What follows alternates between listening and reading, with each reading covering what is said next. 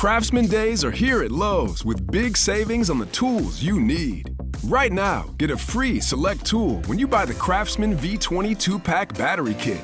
Whether it's the backyard, the bathroom, or beyond, Craftsman has the tools to help you power through and get the project done right.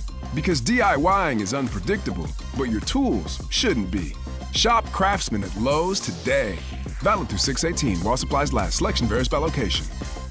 Nats Chat is brought to you by Walters. Watch UFC 288 this Saturday night at Walters, just across the street from the ballpark, as UFC bantamweight champion Aljamain Sterling takes on Henry Cejudo. Go to waltersdc.com/events to reserve your space now and receive a $5 beer wall card.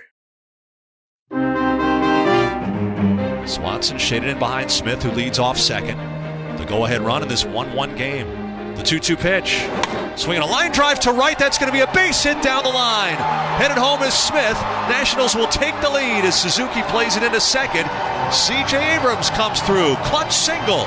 Nationals lead it 2-1. The 1-2 to call. Swinging a fly ball left center field toward the gap. Way back it goes, and it's going to be one hop off the fence. Scoring from second is Abrams. Robles coming around third, headed for the plate, and he will score without a play on a 2-run double for Alex Call. Nationals lead it 4-1 as Call clears the bases. And welcome to Nats Chat for Wednesday, May 3rd, 2023, along with MASNsports.com Nationals insider Mark Zuckerman, who was at Nationals Park. I'm Al Galdi, host of the Al Galdi podcast. The boys, they battled on Tuesday night. They rallied a 3-run bottom of the seventh, a 4-1 win over the Chicago Cubs in Game 2 of a 4-game series. That's now 11-18, including 4-12 at home. Yes, this was just the Nats' 4th win in 16 home games, but this was a win, a nice win. C.J. Abrams had 3 hits. Alex Call had a big hit off a big bunting boo-boo, of which he was a part, and yet another brilliant moment for the art of bunting. Oh, trust me, we'll be getting to that. And Trevor Williams had yet another good start, and we finally have the answer to the mystery of who the Nats' starting pitcher for Wednesday night's Game 3 will be. This episode of the Nats Chat podcast is brought to you by Taste of Montreal, pop-up poutine food truck with authentic Montreal food located in Rockville, Maryland. A 10% discount to those who show up in Montreal Expos gear. Visit tasteofmontreal.com for more info. A lot to get into, but Mark, a nice win for the Nationals on Tuesday night. The end result, Al, was very good. The process that got them there, maybe not quite as much, but it was nice to see how the 8, 9, and 1 hitters in this lineup were afforded the opportunity to swing away in the bottom of the 7th. And guess what? It worked. It paid off. C.J. Abrams, Victor Robles, Alex Call, 3 straight clutch hits, driving in the 3 runs that would win them the game.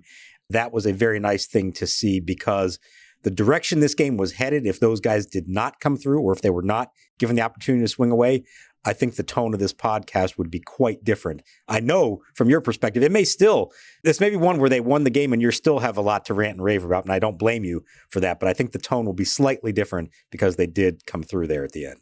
I think there are actually a decent number of positives, including Trevor Williams, who rather sneakily is having himself a very nice season here. But yeah, I mean, I think, a lot of people are going to be focused on the hitting, and why don't we just go ahead and get to that? So look, there were some very good things in this game. Like Mark said, 3-run bottom of the 7th inning. C.J. Abrams had a really nice game on Tuesday night, 3 for 3, had a big RBI single in that 3-run 7th, a 1-out RBI single to right field for a 2-1 Nats lead, despite having been down in the count at 1.02. C.J. Abrams starting to come along here a little bit. It's sort of piece by piece, but C.J. Abrams through games on April 19th had an OPS on the season of just 602. He now has the OPS up to 697. So the numbers are creeping up for C.J. Abrams. So that right there is a very good thing. But the big blow in that 3-run 7th inning was a big hit by Alex Call. 1-out, 2-run double to the left center field gap on a 1-2 pitch for a 4-1 Nats lead. So a really nice piece of hitting there by Alex Call. But yes, there was the bunt that happened earlier in the game. So we all know the deal. Davey Martinez this season is bunt happy. He is bunt crazy. And on the one hand, you kind of sort of understand it because the Nats don't hit for power. But as we have pointed out recently, the Nats don't hit for power, but the Nats actually are hitting. The Nats actually have a good number of singles this season.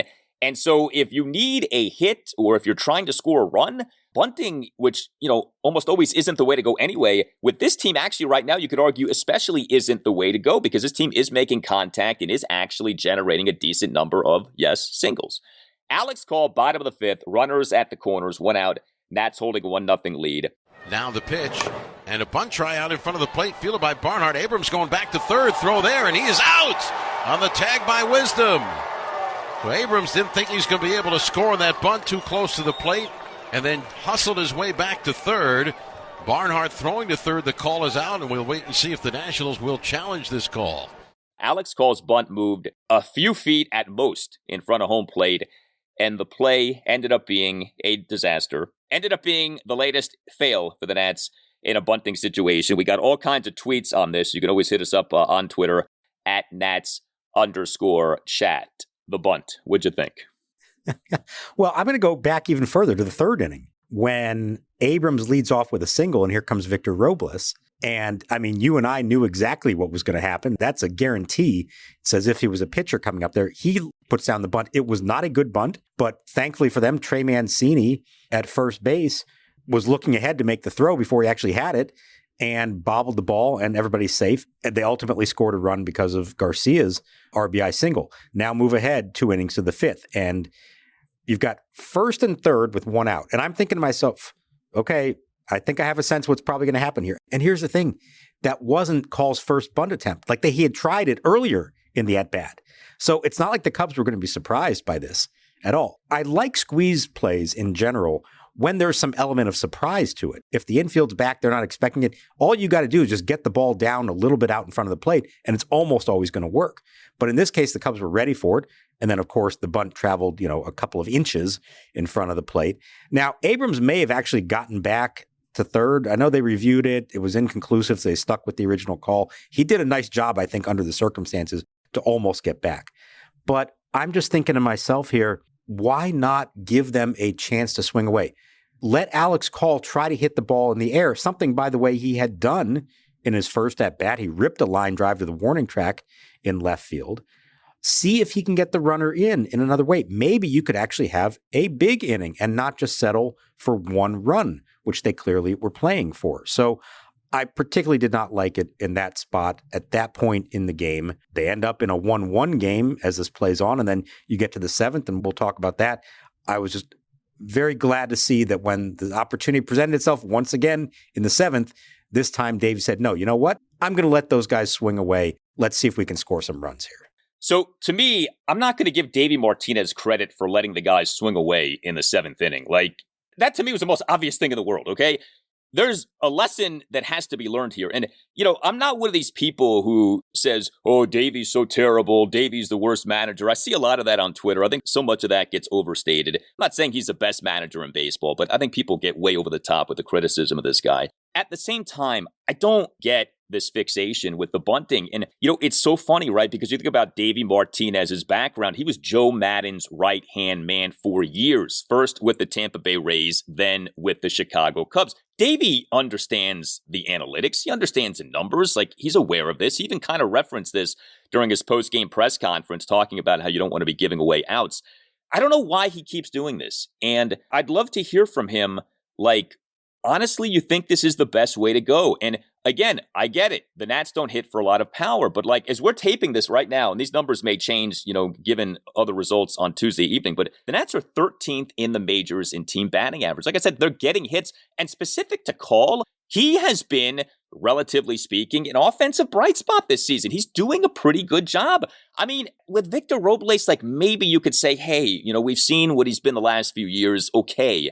With Call, I don't get it. And I don't know how many more times this has to happen to where Davey stops doing this and sort of lightens up on the bunting. It's not working, and I think it's costing the Nats a lot.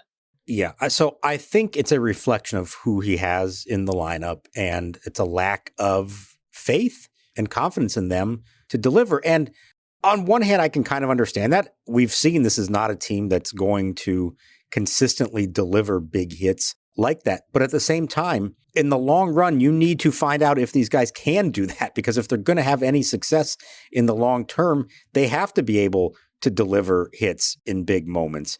And you can't just play scared like that and always go for the one run. I mean, we joke about this, but he treats Victor Robles like he's a pitcher hitting ninth for them. That's essentially it. If he ever comes up and there's a runner on base and less than 2 outs, it's almost a given that he's going to square around and bunt. Let's see what the guy can do. What is being accomplished by always calling for it? Yes, some situations, yes, it's okay. The part of it that actually bothers me more is this, especially when it's Abrams in front of him and Abrams getting on base. Why isn't CJ being given a chance to steal some bases? Why isn't Robles being given a chance to steal some bases? This is supposed to be the new wave in baseball. The bigger bases, the fewer pickoff throws. They are not attempting stolen bases. These are guys who should be able to do that. And even in that situation with Call at the plate, in the fifth, you have first and third, 1 out. If you're in Little League, what do you call in that play? It's automatic. You try to steal second because you know they're not going to throw down and throw you out. I know it's the big leagues, a little bit different here, but you have an opportunity there. Give Robles the green light. See if he can steal second. If they throw it down, tell Abrams, hey, be ready. You might be able to swipe home on a double steal. Worst case, he slides into second. You've got second and third, and now a chance for a single can score 2 runs. So I don't really understand why it has become the default position. I think it is, like I said, a lack of confidence or feeling that this is the only way that they can do it. And maybe that's true. And maybe you let them swing away. They're going to start hitting a double plays and striking out, and it's just not going to work. But it's not like these bunts are ultimately paying off. We've seen too many times here in the last few weeks where it doesn't go right because they're not getting the bunt down properly. They're not advancing the runner. The runner is getting thrown out, whatever it might be. They were really fortunate that it didn't cost them this time. It very easily could have cost them in this game. Yeah, it's a timid, scared beta way to do offense in Major League Baseball. And it ends up being a self-fulfilling prophecy because you say, well, we have to bunt because we're not very good offensively. And the irony is the bunting keeps you from getting better offensively. It sort of holds you down offensively. The other thing, too, is this. In a lot of organizations, the front office will tell the manager, hey, keep doing that, stop doing this. And a lot of people don't like that, but that is a trend in baseball now that the baseball ops department runs the team far more than the manager does. Now, I've never gotten the sense that the Nats are like that, but, in another organization, I wonder if Davey was doing this with, say, the Dodgers or the Rays or the Braves or a team like that. I wonder if the general manager or the president of baseball operations would have a little post-game chat with the manager and say, stop it. Stop with the bunting, and literally instruct the manager to stop doing that, to calm down with that. Mike Rizzo doesn't strike me as someone who would do that, but I think in other organizations, a conversation like that might happen. Yeah, it's a fair point. And I agree, though. I don't think this is the organization where you would see that happen. I think there's input when it comes to some lineup decisions and batting order and, matchups and things like that. But really, when it comes time for the game to start, they present all the information to Davey and his staff, and then they kind of let them go manage the game as they see fit. But yeah, you're right. There are some other places where maybe somebody from higher up would come in and say, hang on, we don't want you to do it that way. It would be interesting to hear. I don't necessarily think that Mike Rizzo is as adamantly opposed to it as we are on this podcast. He may not love it in every case, but he's probably not quite as opposed to it as we are or other forward-thinking baseball minds out there might be. Today's episode is brought to you by Taste of Montreal. Hey, Nats Chat listeners, as you know, the forefathers of our dear team in DC hail from Montreal. The Expos might have been in last place more often than not, but they had amazing jerseys and even better food. Now you don't have to go to a different country to get fantastic poutine. Instead, you could do so in Montgomery County. Taste of Montreal, located in Rockville, Maryland, has Montreal-style bagels, smoked meat, and poutine, all native to Montreal. The chicken strips and fries are top-notch as well. Plus, a special offer for all Nats Chat listeners. If you wear any sort of Expos gear when you visit us, that's 10% off. That's 10% off when wearing any Expos shirt, hat, or whatever else you got. Visit tasteofmontreal.com for more information. Hey guys, it's Al Galdi for Window Nation. Some amazing news from Window Nation. You can modernize and reinvest in your home today with new windows from Window Nation, all while capitalizing on Window Nation's best deal of the year. 0% financing, for 5 years. Unheard of. 0 interest for 5 years. And Window Nation will give you 2 free windows for every 2 windows that you buy. Call 866-90-NATION or visit windownation.com and tell Window Nation that you want the deal that you heard about from Al Galdi on the Nats Chat podcast.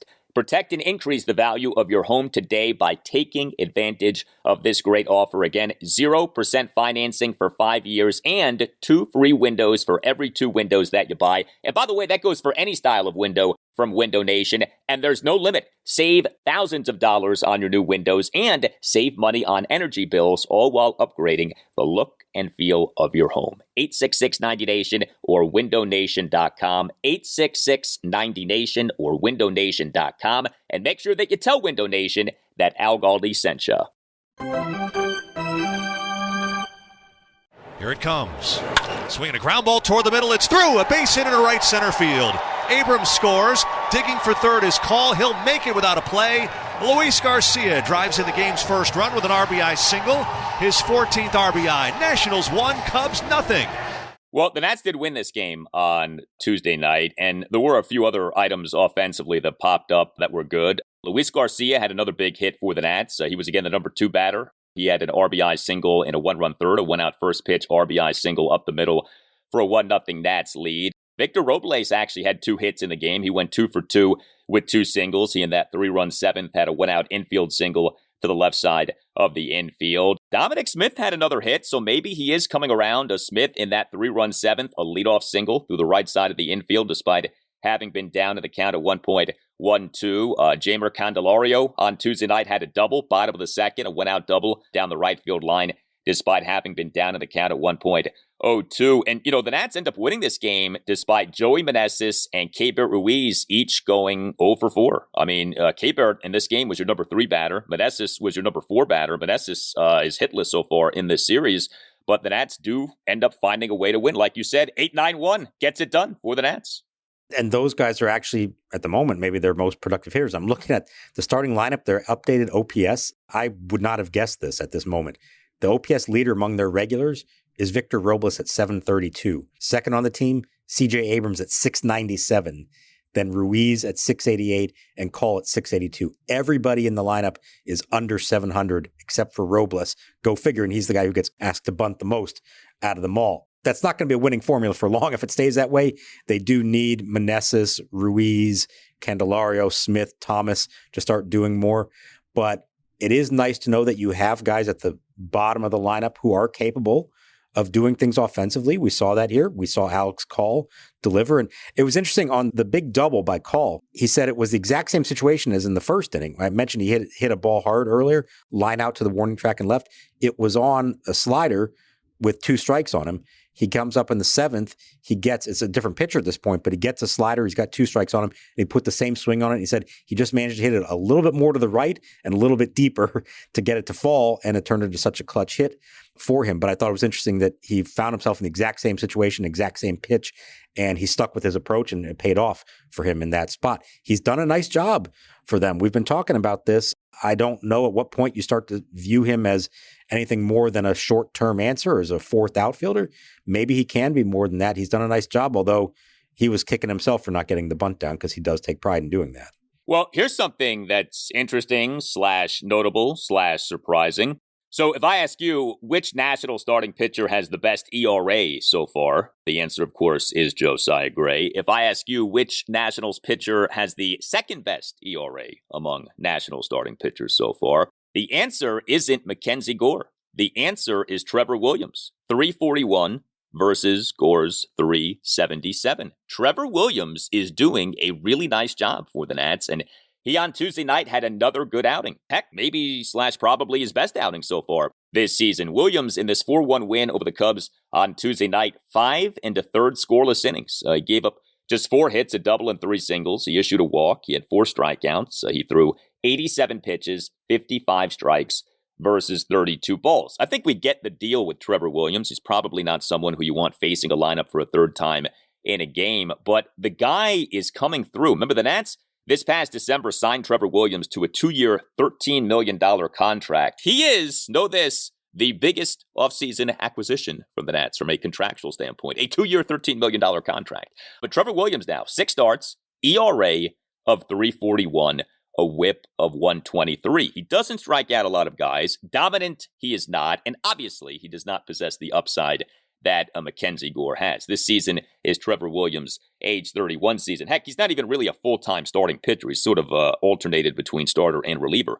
But he's pitching well, and he pitched well again on Tuesday night. And he's the only member of the rotation that's gone at least 5 innings in every start so far. I know it's a low bar, but these days that counts for something. And certainly a guy who, as you just said, was a part-time starter, part-time reliever last year with the Mets. So there's a consistency there. He is giving them a chance pretty much every time. Last start in New York wasn't his best. It was 4 runs and 9 hits, but he did get through the 5 innings. Yeah, I think this was his best one. He's not a strikeout pitcher, but he started off. He had 4 strikeouts in the first 2 innings. And it was a very simple formula for him in this one. It was fastballs up in the zone, changeups down in the zone. He threw a few other stuff, not a lot though, mostly stuck with that. He said that was the game plan going in. It worked. They stayed with it. And then you had a moment that we don't see a lot around here, and certainly not usually with a pitcher like a Trevor Williams. Maybe with a Max Scherzer, we used to see this. But he's out there to start the 6th inning, gives up a long fly ball to Dansby Swanson for the first out. And then here comes Davey to the mound. And most of the time you see the manager, you're just assuming, okay, here comes the bullpen. Well, no, Davey went out and talked to him, let him stay in the game. Now, it turns out it was only one more batter, and he walked him on 4 pitches before he had to pull him again.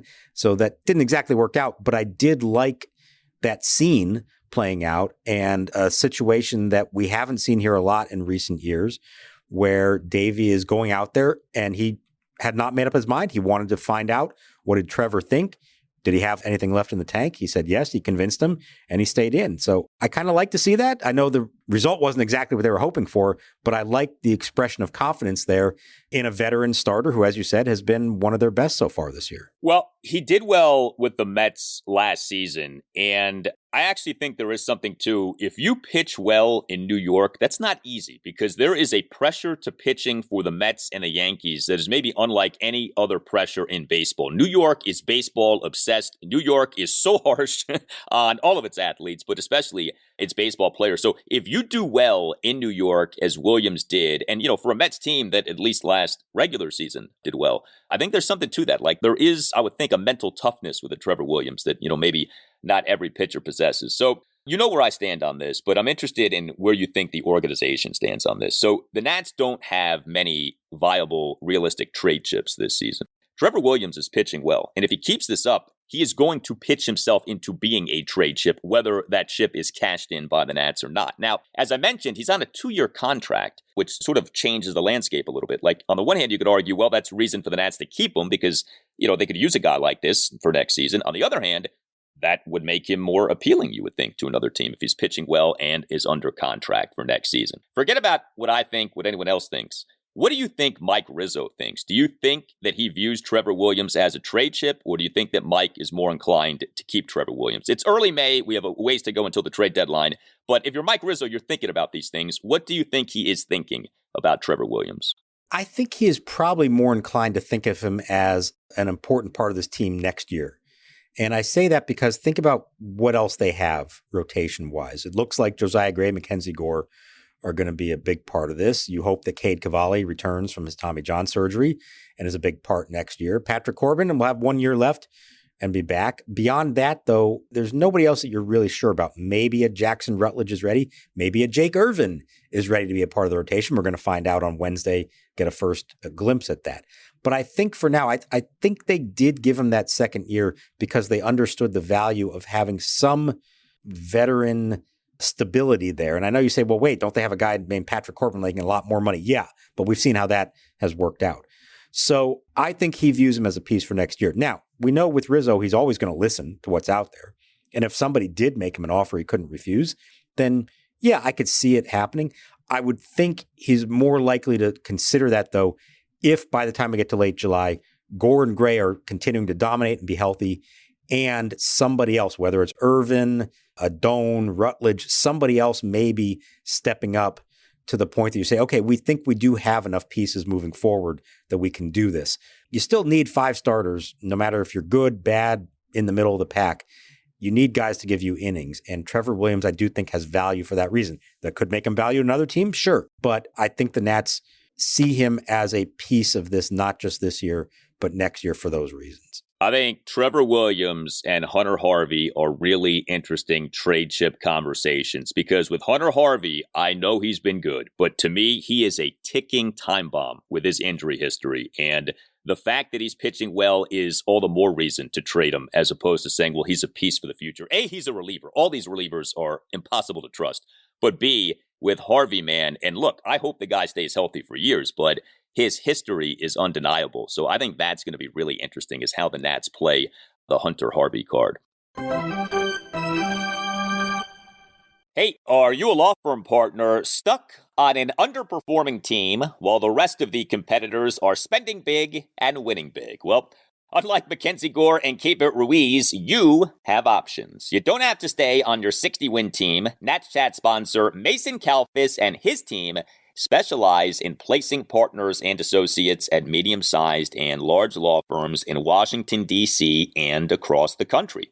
Mason Kalfis has recruiters in 6 states and has placed lawyers in more than half of the 100 largest law firms in the United States. While you may be reading doom and gloom from the legal press, many practices are red hot. Antitrust, IP litigation, white-collar litigation, finance and direct lending, and healthcare. Because you are not under a CBA or team control for 6 years. In fact, staying at a firm too long is often a recipe for being underpaid. Explore your options today with Mason Kalfis. Call Mason today at 202-486-3535. That number again, 202-486-3535.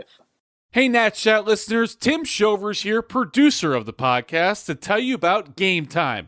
Do you struggle sometimes to find tickets to your favorite events? Buying tickets to these shouldn't be stressful. That's why you should look into the Game Time app. It's even harder these days with the lack of paper tickets available on the street. If you're looking for tickets to Nats, DC United, or even the Drake concert this summer, Game Time offers the lowest price guarantee, event cancellation protection, and job loss protection. Game Time is the place for last-minute ticket deals. Forget planning months in advance. Game Time has deals on tickets right up to the day of the event. It's the fastest-growing ticketing app in the country for a reason. Get images of your seat before you buy so you know exactly what to expect when you arrive. Snag the tickets without the stress with Game Time. Download the Game Time app, create an account, and use code NATSCHAT for $20 off your first purchase. Terms apply. Again, create an account at gametime.co and redeem code NATSCHAT for $20 off. Download Game Time today. Last minute tickets, lowest price, guaranteed. Memorial Day deals are here at Lowe's. Get up to 40% off select major appliances, including Samsung. Plus, save an extra $50 on every $500 you spend on select major appliances $396 or more, like the Samsung Bespoke French Door Refrigerator featuring beverage center and dual ice maker. Shop at Lowe's today. We help, you save. Valid 5/15 through 6/18. Selection varies by location. Total savings varies based on purchase amount. See Lowe's.com for details. I think fastball to climb the ladder here. He hasn't shown it to him yet. Doesn't want to go 3-2. We shall see. Here's the set. Now the pitch.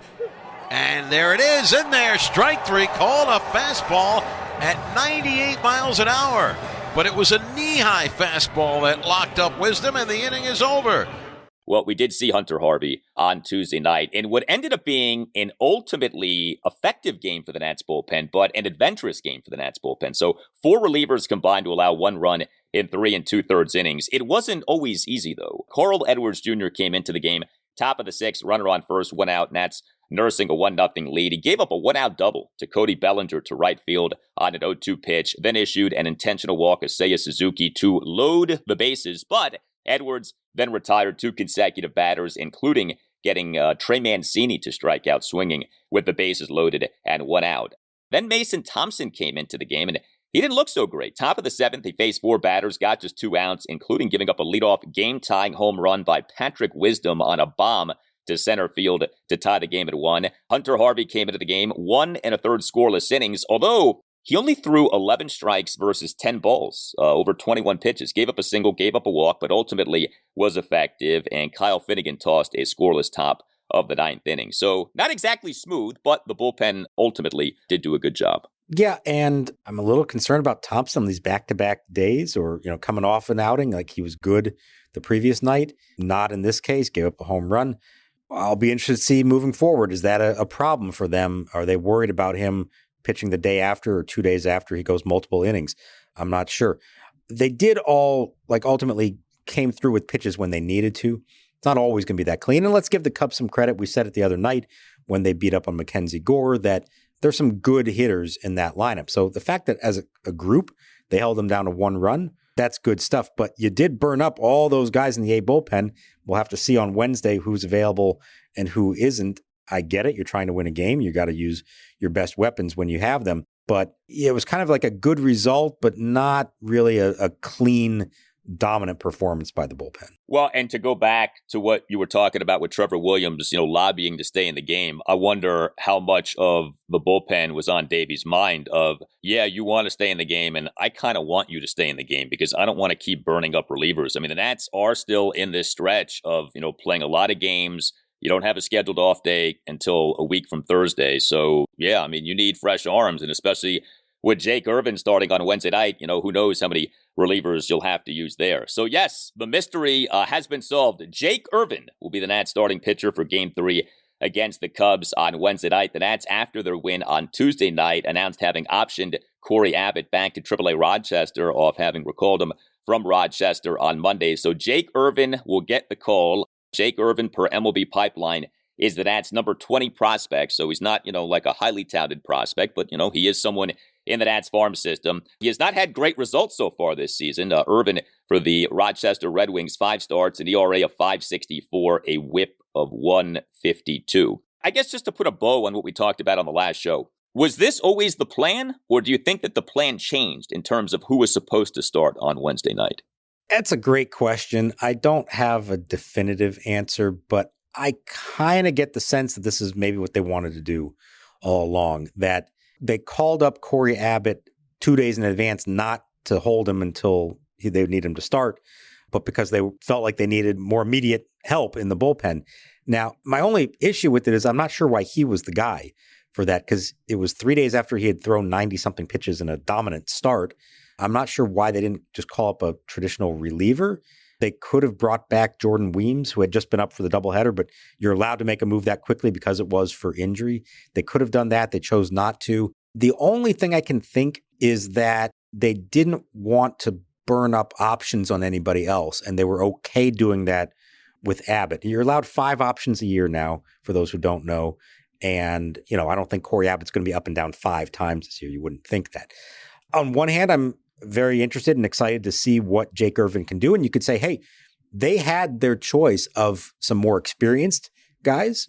Paolo Espino, although he would have been on short rest, or Willie Peralta, or even Yohan Adon, who we have seen in the big leagues, even though he's a young guy, or to go with a 26-year-old rookie who we have not seen yet. And they went with the rookie making his major league debut. So in some respects, I credit them for giving a shot and actually saying, hey, they're in a situation where you should be looking at guys like Jake Irvin. I figured we were going to see him sometime this year. It's a little sooner than I thought we would. He hasn't dominated, but his last start at AAA was pretty good. He was a 4th-round pick in 2018 out of Oklahoma, a program they've know very well. Cade Cavalli, also Jake Bennett. He was there with all of them. And we'll see. He's not like you said, an elite prospect. I kind of liken it to maybe when Jackson Tatro was called up last year, and we saw some glimpses of the guy who maybe had a future until he got hurt. But they're going to throw him out there. Let's see what he's got. And originally, this was a spot start because of the rain out in the doubleheader. But with Chad Kuhl on the IL, there are multiple starts to be had here. I don't know if they're going to let him just automatically take those, or they're going to see how it goes Wednesday and then adjust from there. But he's going to get an opportunity, and I'm very interested to see how he looks at it. So I'm a little bit in spring training. Like I said, somebody that I figured we would see before the end of the season, but maybe a little bit sooner than I expected. Yeah, there certainly is opportunity here And, I don't think it's going to take a ton for him to get a second start. Like, if he goes out there on Wednesday night and say, gives you 2 runs in 5 innings, something like that, why not start him again? I mean, this is the position the Nats are in. Like, go ahead and see what you have here. And, it can be strange with pitchers. Sometimes a guy will not have good numbers at AAA, but you call him up and he kind of does all right at the major league level, at least for a little while. Like, it's not always as simple as he was good in AAA, he's good at the major league level, he was bad at AAA, he'll be bad at the major league level. Like, it doesn't always translate that way. So we'll see. Yeah. Now, it would be great to see him do well, but I will just caution everyone that the track record here of pitchers making their major league debut for the Nationals as a starter is not good. Can you name me the last National to win his major league debut? And I know wins and losses aren't everything, but can you name me the last National to win his major league debut? It's not Strasburg, is it? It is Steven Strasburg in 2010. They've had 15 others. I've been sitting on this list for a while. They've had 15 other guys as starters make their major league debut since then, and not one of them has emerged with a win. Now, some of them pitched well enough and maybe deserved it. Lucas Giolito was all right in his debut. Yohan Adon was actually very good and had no decision. But here's the list. The 15 guys who've made their major league debuts as starters for the Nats since Steven Strasburg, and none of them came away with the win. Yuneski Maya, Tommy Malone, Nate Carnes, Taylor Jordan, Joe Ross, A.J. Cole, Reynaldo Lopez, Lucas Giolito, Eric Fetty, Austin Voth, Will Crow, Yohan Adon, Jackson Tatro, Evan Lee, and Cade Cavalli. So Jake Irvin's about to join that list and hope that he can do something that none of those previous 15 have done and actually emerge with a Curly W in his major league debut. Well, I think there is an underlying message in what you just gave us, and that is that the Nats have had a hard time drafting and developing starting pitchers for a while now. And I think that is what that speaks to as much as anything. That is quite the list. Boy, that is something. I mean, June 2010 for the last time a National starting pitcher made his regular season major league debut and notched the win. Jeez, that is something. We want to thank our sponsor for this installment of the Nats Chat podcast, Taste of Montreal, pop-up poutine food truck with authentic Montreal food located in Rockville, Maryland. A 10% discount to those who show up in Montreal Expos gear. Visit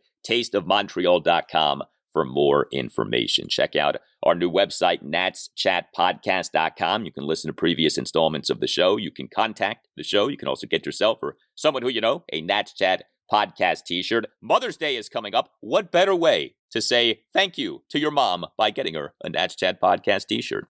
You can email the show, natschatpodcast@gmail.com, including if you would like to sponsor the show. We'd love to have you on board, natschatpodcast@gmail.com. All Nationals radio highlights on Nats Chat are courtesy of 106.7 The Fan. A thank you to Tim Newmark for the Nats Chat podcast music. Visit timnewmark.com. For Mark Zuckerman, I'm Al Galdi. We thank you for listening, and we'll talk to you next time on the Nats Chat podcast. Man that would have to get the most valuable player vote from me on the mound, Steve Rogers. If you can beat Steve Carlton twice in a short series, you have really done your work. It's over. A soft line drive to Cromartie. The Expos advance to the championship series.